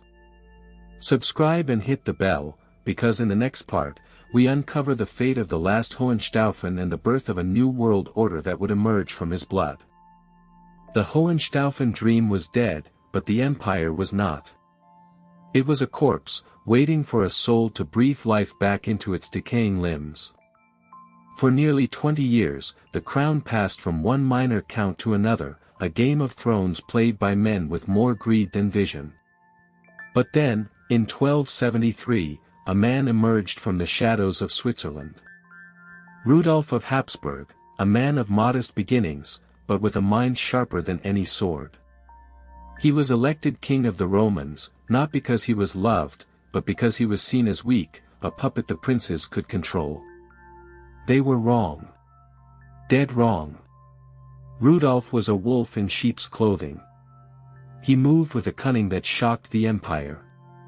His first target? Ottokar II of Bohemia, the most powerful king in Central Europe, a man who had seized Austria and Styria under the chaos of the interregnum.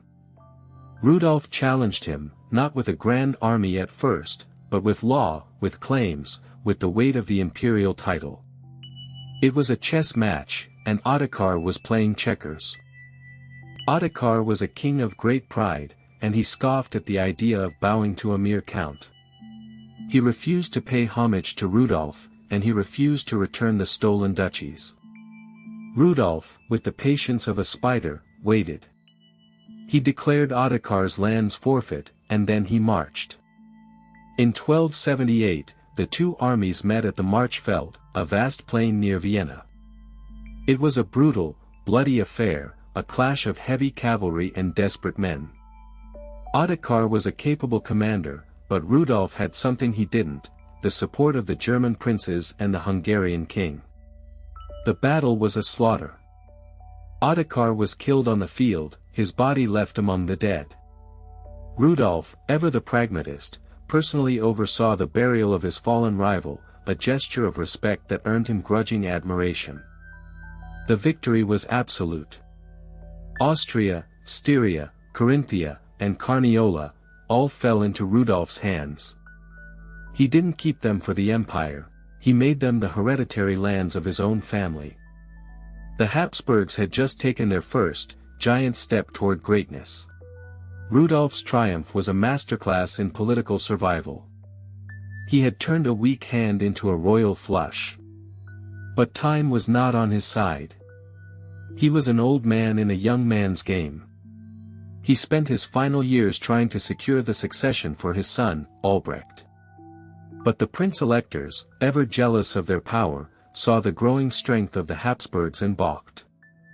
They didn't want a dynasty, they wanted a weakling they could control.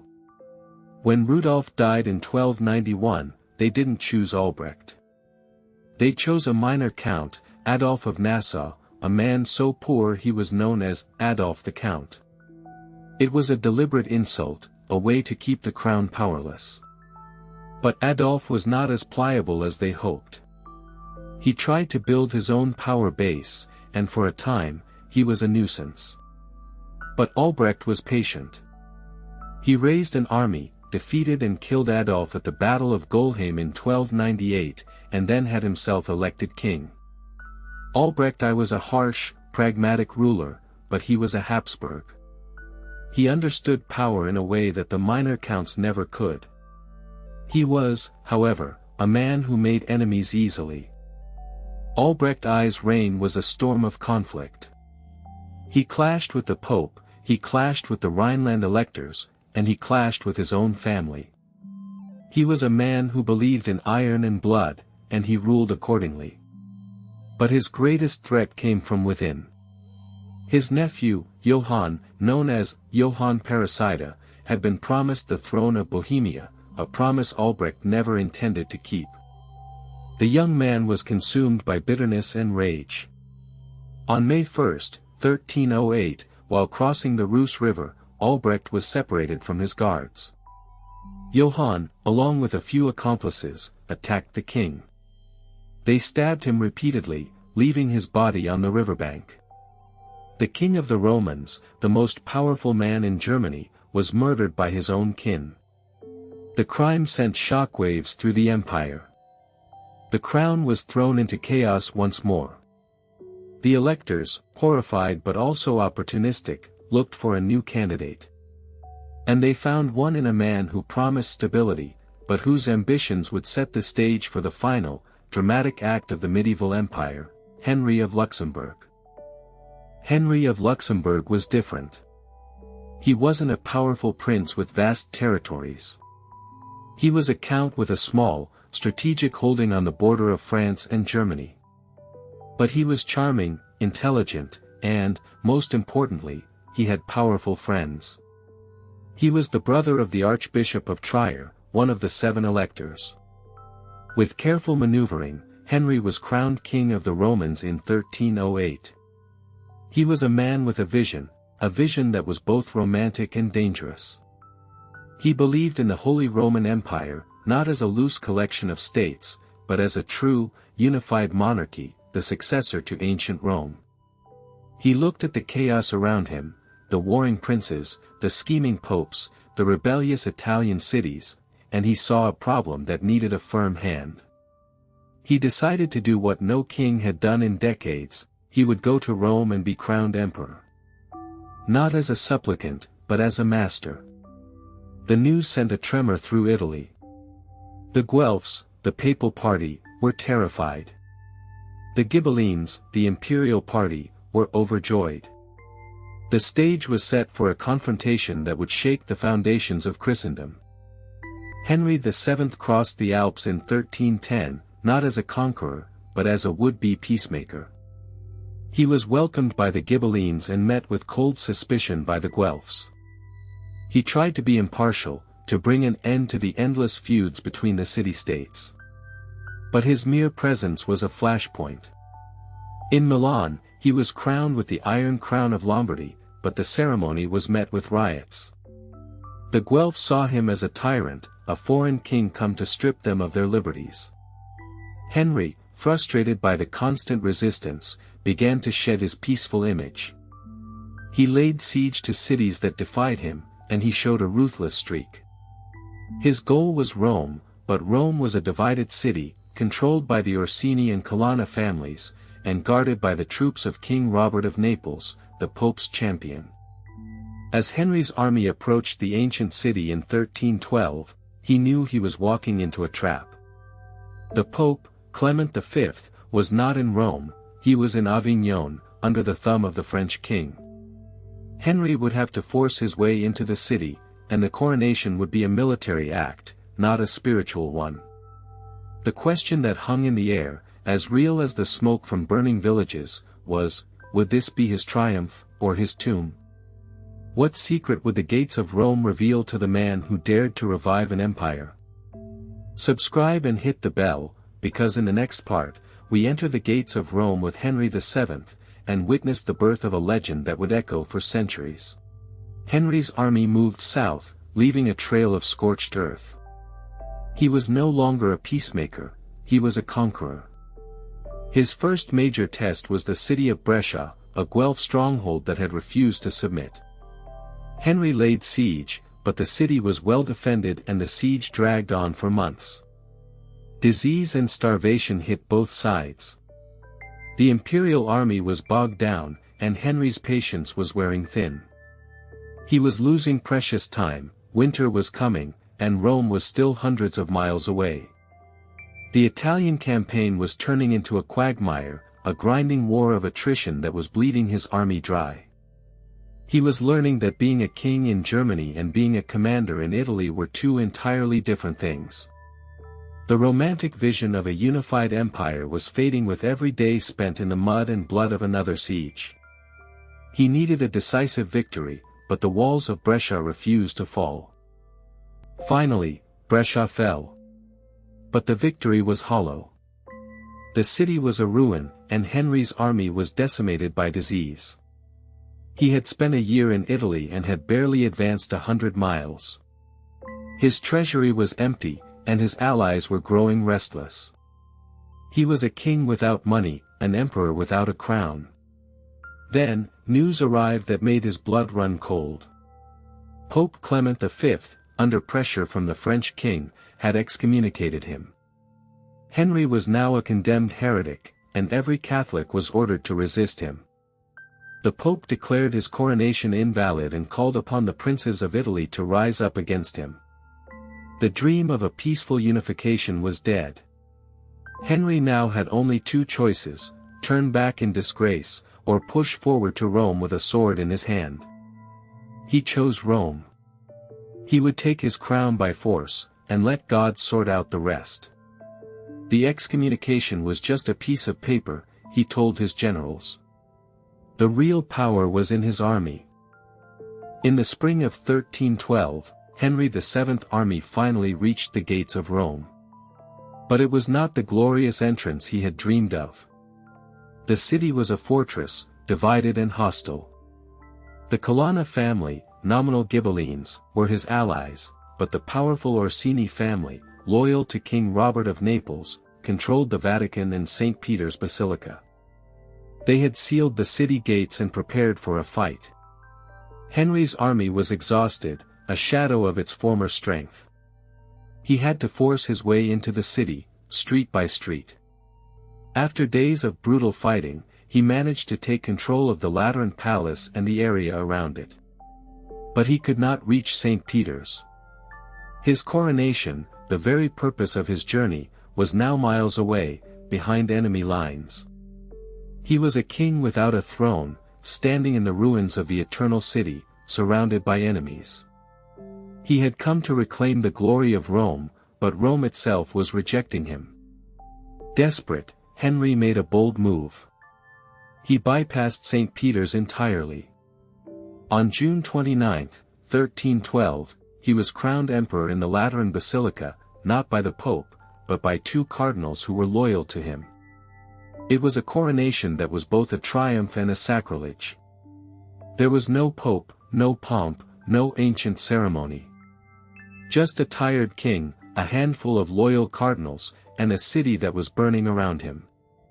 The crown was placed on his head, but it felt heavy, like a yoke. He was now emperor of the Holy Roman Empire, but he was an emperor without a country. He was trapped in Rome, surrounded by enemies. His new title was a hollow echo of the empire he had dreamed of restoring. He had risked everything for this moment, and now that it was here, it felt more like a curse than a blessing. He had the crown, but he did not have the power. And in the brutal world of medieval politics, the crown alone was worthless. But Henry VII was not a man to accept defeat. He had a plan. He would crush King Robert of Naples, the man who had defied him. He would conquer southern Italy and strip the Pope of his secular power. With Naples under his control, he would be the undisputed master of Italy. He raised a new army, recruited from his loyal German followers and his Ghibelline allies. It was a summer of frantic preparation. He was gathering his strength for the final, decisive blow. The Guelph cities watched in terror. They knew that if Henry won, their days of independence were over. They sent desperate pleas to King Robert, begging for his help. The entire peninsula held its breath, waiting for the two kings to clash. The fate of Italy, and the Holy Roman Empire, hung in the balance. It was a moment of high drama, a final act in a play that had been written in blood and fire. The summer sun beat down on the war-torn land, and the drums of war began to beat once more. In August 1313, Henry VII was at Bonifacio, near Siena, preparing for the final march. He was planning to attack the city of Florence, the richest and most powerful Guelph city in Tuscany. But the heat was unbearable, and the campaign had taken a toll on his body. He fell ill with a sudden fever, a sickness that ravaged his camp. On August 24, 1313, the man who had dared to revive the Roman Empire was dead. He was only 38 years old. Some said it was malaria. Others whispered of poison, administered by a Dominican friar who was a spy for the Pope. The empire he had tried to resurrect died with him. His body was taken back to Germany, but his dream was buried in a foreign land. The crown he had fought so hard to win was now an empty symbol. His death left a power vacuum that would plunge the empire into another century of chaos and civil war. Was it a tragic end to a noble dream, or the just punishment for a man who overreached? What if he had lived? Would he have truly restored the empire's glory? Subscribe and hit the bell, because the next part will uncover the dark secret of Henry's death, and the rise of a new emperor from the ashes of his ambition. The empire will never be the same. The death of Henry VII did not bring peace. It unleashed a storm. The moment the news of his demise spread, the princes of the empire did not mourn. They sharpened their knives. The throne was empty, and two titans emerged from the chaos, Louis of Wittelsbach, the Duke of Bavaria, and Frederick the Fair of Habsburg, the son of the man who had built his family's power. Germany was split down the middle, brother against brother, city against city. This was not just a contest for a crown, it was a civil war that would tear the empire apart for nearly a decade. The electors, the very men who were supposed to choose a king, were themselves divided, their loyalties bought and sold like common goods. The dream of a united empire, of a single ruler to guide Christendom, seemed like a distant, bitter memory. For 7 long years, the empire bled. Louis and Frederick fought a war of attrition, a grinding conflict of sieges, raids, and battles that settled nothing. The people suffered most, their fields burned, their villages plundered, all for the vanity of 2 princes. The Pope, John XXI, sat in Avignon and watched the chaos with a cold, calculating eye. He had no love for either man, but he saw an opportunity. He declared the throne vacant, and claimed the right to appoint a new emperor himself. It was a breathtaking power grab. When Louis finally defeated Frederick at the Battle of Muldorf in 1322, capturing him and throwing him in a dungeon, the Pope was not pleased. He wanted no strong emperor. He wanted a puppet. And so, John XXI excommunicated Louis, and ordered him to lay down his crown. "You excommunicate me?" Louis must have laughed. A decree from France, from a man who was himself a prisoner of the French king. What did it mean? What power did this Avignon Pope truly hold? Louis rejected the order, and the Pope responded by placing the entire empire under an interdict, a ban that forbade all church services, all sacraments. It was a spiritual nuclear bomb. No marriages, no burials, no hope of salvation. The people were terrified. They were being denied the very grace of God because of a political squabble between a king and a priest.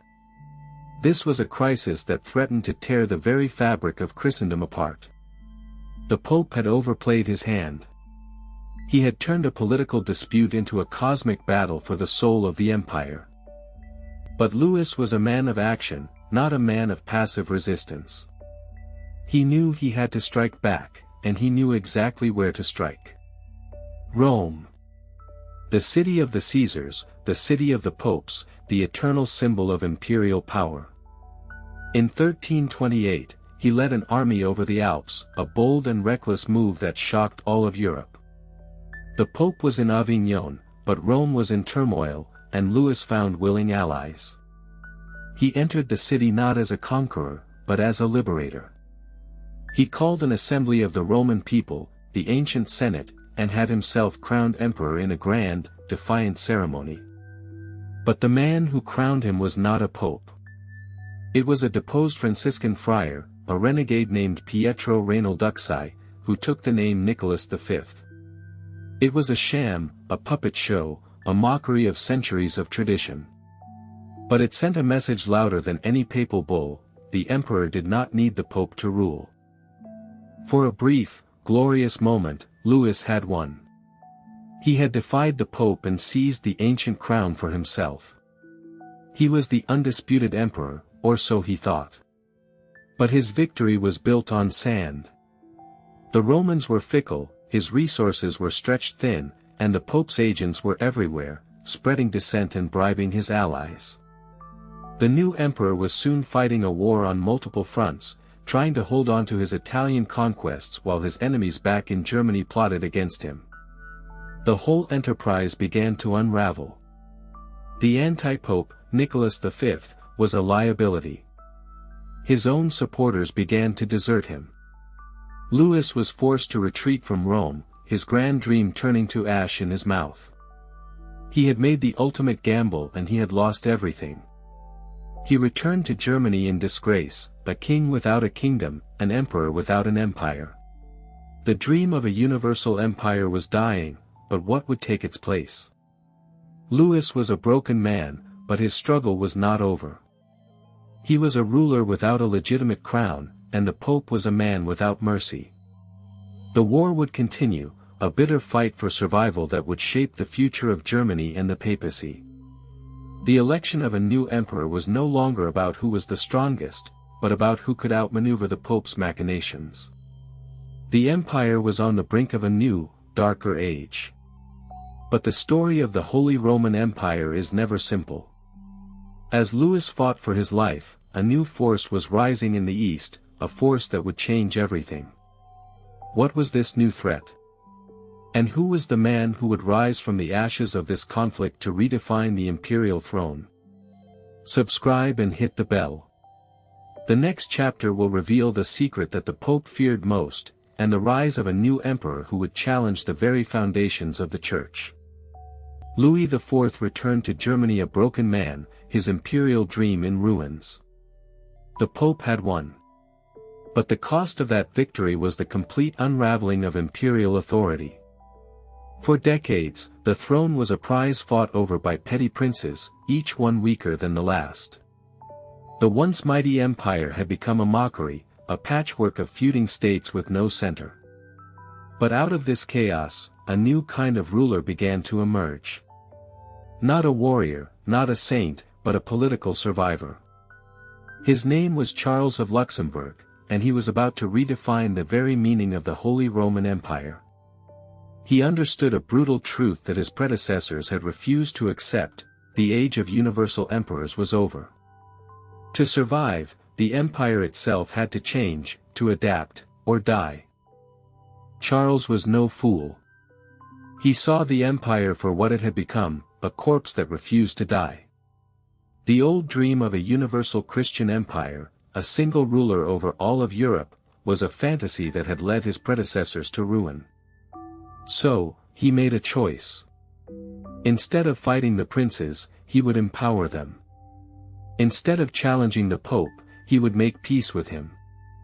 In 1356, he issued the Golden Bull, a document that would become the constitution of the empire for the next 400 years. It was a masterstroke of political pragmatism. The bull fixed the number of electors at 7, the most powerful princes in the realm. It gave them near sovereign rights within their own territories. The emperor was no longer a monarch who ruled, he was a chairman who presided. It was the death of the old empire, but it was also the key to its survival.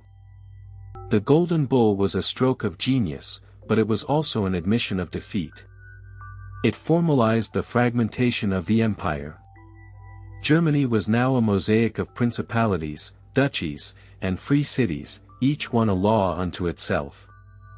The emperor was still a king, but his power was now dependent on the whims of his electors. This was the world that gave rise to the Habsburgs, a family that understood the new rules of the game better than anyone. They didn't try to conquer the empire, they married into it. Through a series of strategic marriages and alliances, they accumulated power piece by piece, until the imperial crown became, for all practical purposes, a hereditary possession of their family. The emperor was no longer a conqueror, but a diplomat. The sword was replaced by the wedding ring. But this new, stable empire was a shell of its former self. It was a political entity, not a spiritual one. The religious fervor that had driven the Crusades and the investiture controversy was gone. The emperor was a secular ruler, and his power was rooted in land and titles, not faith. This created a vacuum that the church was all too happy to fill. The papacy, having been humiliated by the French kings and moved to Avignon, was itself in crisis. The old battle between church and empire was replaced by a more complex and dangerous conflict, the rise of national monarchies in France and England. The Holy Roman Empire was becoming an irrelevant sideshow in the great drama of European history. Its princes were more interested in their own power than in the fate of a united Christendom. The dream of a universal empire was dead, and its ghost was a hollow, legalistic shell. The final nail in the coffin came from a monk named Martin Luther. In 1517, he nailed his 95 Theses to a church door in Wittenberg, a small town in Saxony. He wasn't trying to start a revolution, he was trying to reform the church. But his ideas, spread by the newly invented printing press, ignited a firestorm that no one could control. The Reformation tore the empire apart. The princes, who had been given nearly sovereign power by the Golden Bull, now chose sides based on religion, and their choice was as much about politics as it was about faith. The empire was no longer a single Christian commonwealth, it was a battleground between Catholic and Protestant factions. The dream of a universal empire, which had been dying for centuries, was now officially and violently dead. The Holy Roman Empire had become a paradox, a name that described nothing real, a structure that held together only by its own inertia. The Peace of Westphalia in 1648 ended the 30 Years' War, but it also sealed the empire's fate. It was a treaty between independent states, not a decree from an emperor. The empire was now recognized as nothing more than a loose confederation of sovereign entities. The emperor was a figurehead, a president of a club that had no real power. Voltaire's mockery was now a legal reality. It was neither holy, nor Roman, nor an empire. The dream of a universal Christian empire, the dream of Charlemagne, Otto, and Barbarossa, lay in ruins. It was a story of ambition, faith, betrayal, and the ruthless pursuit of power. The question that haunts its legacy is not whether it was an empire, but whether its failure paved the way for the modern world of nation-states. What if they had succeeded? Could a united Europe have been born from the ashes of Rome? That is the question we leave you with. And the story isn't over yet. What if the spark of that old imperial idea never fully died? What if it was waiting for a new, more formidable champion to rise? Who was that man, and how did he come closer than anyone to resurrecting the ghost of Charlemagne? Subscribe and hit the bell so you don't miss the next chapter, where the Habsburgs will take center stage and turn this decaying relic into the most powerful dynasty Europe has ever seen.